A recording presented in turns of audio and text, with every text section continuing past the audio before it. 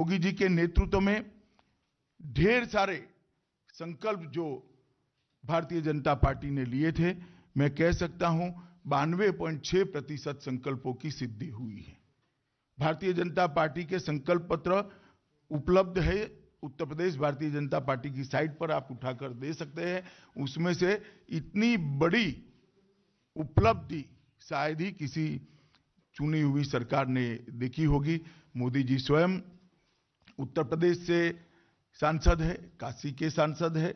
जब मोदी जी ने काशी में रोड शो देखा, तब जनता अपने लिए काम करने वाले अपने प्रिय नेता को किस प्रकार से स्वागत कर सकती है, इसका लोकतंत्र के अंदर एक ऐतिहासिक उदाहरण हमने उत्तर प्रदेश के कैंपेन के अंदर देखा है। मोदी जी की रैलियों के अंदर जिस प्रकार का जन सैलाब उमड़ा, जन सैलाब ने जिस प्रकार से मोदी जी का स्वागत किया, उनकी बातों का जिस प्रकार से रिस्पांस दिया है, इसी से मालूम पड़ता है कि उत्तर प्रदेश में बहुत मजबूत स्थिति के साथ भारतीय जनता पार्टी फिर से सरकार बनाने जा रही है। उत्तराखंड के अंदर एक भी बड़े कौभांड के बगैर, एक भी करप्शन के आरोप के बगैर 5 साल तक सरकार चली है। वन रैंक वन पेंशन की उपलब्धि उत्तराखंड के घर घर तक, आज उनको लगता है कि 40 साल के बाद नरेंद्र मोदी जी ने हमारी मांग को पूरा किया है। वन रैंक वन पेंशन से रिटायर्ड सैनिकों के सम्मान को उन्होंने सुरक्षित करने का काम किया है। कांग्रेस के तुष्टीकरण के खिलाफ भी वहां पर एक प्रकार से बहुत बड़ा गुस्से का माहौल दिखा है। इंफ्रास्ट्रक्चर, जिस प्रकार से इंफ्रास्ट्रक्चर के प्रोजेक्ट उत्तराखंड में लिए गए, वहां एक भरोसा बना है कि दुनिया भर के रिलीजियस टूरिस्टों को उत्तराखंड बहुत अच्छे तरीके से आकर्षित करेगा। चाहे केदारधाम का पुनर्निर्माण हो, चाहे बद्रीधाम के विकास की बात हो, चाहे और ऑल वेदर रोड 4 धाम तक पहुंचाने की बात हो, इस सभी कामों को वहां की जनता ने बहुत अच्छे तरीके से किया है। मणिपुर एक ऐसा दूसरा राज्य बनेगा जहां पर मुझे पूरा भरोसा है भारतीय जनता पार्टी अपने बूते पर आसाम के बाद फिर से मणिपुर में सरकार बनाएगी और हम हमारी अपनी बहुमत के साथ मणिपुर में करेंगे। मणिपुर ने 15 साल कांग्रेस के कुशासन को देखा है। वहां पर ब्लॉकेड, बंद, हिंसा, नशा, ये सारी चीजों से मणिपुर मुक्त होकर आज ऑर्गेनिक खेती की ओर आगे बढ़ा है। महिलाओं के बाजार वहां एस्टैब्लिश हुए हैं, मेडिकल के बड़े बड़े अस्पताल वहां पर एस्टैब्लिश हुए हैं। पहाड़ और घाटी के बीच में जो तनाव था, झगड़ा था, उसको पूर्णतया समाप्त करने में मोदी जी के नेतृत्व में भारतीय जनता पार्टी और हमारे वहां के मुख्यमंत्री ने भी बहुत बड़ा इसमें रोल निभाया है। विरासत और संस्कृति को भी हमने मजबूत करने का काम किया है।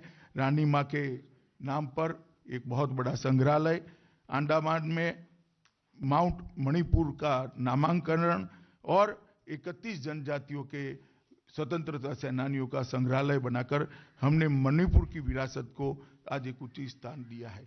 खेलों का हब बनाने के लिए देश की पहली खेल यूनिवर्सिटी, स्पोर्ट्स यूनिवर्सिटी मणिपुर में 800 करोड़ के खर्चे से बनी है और जैविक मणिपुर ब्रांड आज पूरे भारत के अंदर एक ऑर्गेनिक ब्रांड के रूप में डेवलप हो रही है।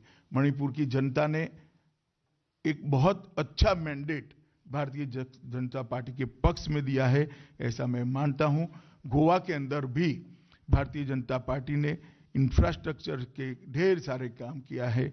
अटल सेतु, आधुनिक जुआरी सेतु, मोपा अंतर्राष्ट्रीय हवाई अड्डा, इलेक्ट्रॉनिक सिटी और राष्ट्रीय राजमार्गों के अंदर 60,000 करोड़ का निवेश छोटे से राज्य के अंदर, मैं मानता हूं ये बहुत बड़ी उपलब्धि है। सीपीआर के अंदर 32,000 करोड़ का निवेश भारतीय जनता पार्टी ने किया है और मुझे विश्वास है कई सालों से, कई चुनावों से गोवा त्रिशंकु विधानसभा का एक प्रकार से अनुभव कर रहा है।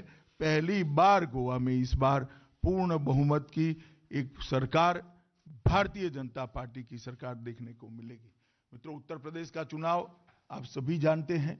देश के लोकतंत्र के अंदर बहुत महत्वपूर्ण है। हमारे देश का सबसे बड़ा प्रदेश है, 22 करोड़ की आबादी है, 403 विधानसभा की सीटें हैं और वहां पर जिस प्रकार से मोदी जी की सारी योजनाओं को योगी जी ने नीचे तक पहुंचाया है, उत्तर प्रदेश के अंदर हर क्षेत्र के अंदर, चाहे मेडिकल इंफ्रास्ट्रक्चर बनाना हो, चाहे मेडिकल कॉलेज बनाना हो, चाहे एजुकेशन का इंफ्रास्ट्रक्चर बनाना हो, चाहे खेलों के लिए सुविधा बनानी हो, चाहे 24 घंटा बिजली पहुंचानी हो, बिजली का उत्पादन बनाना हो, कृषि के उत्पादन के साथ साथ कृषि के भाव मिल पाए सुनिश्चित करना हो, देश में सबसे ज्यादा एमएसपी पर खरीदी करनी हो, हर क्षेत्र के अंदर हमारी सरकार ने यहाँ पर मोदी जी की सरकार के नेतृत्व में बहुत अच्छा काम किया है और पहली बार 15 करोड़ गरीबों के मन में एक आशा का दिया जगता हुआ मैंने कैंपेन के अंदर देखा है कि मोदी जी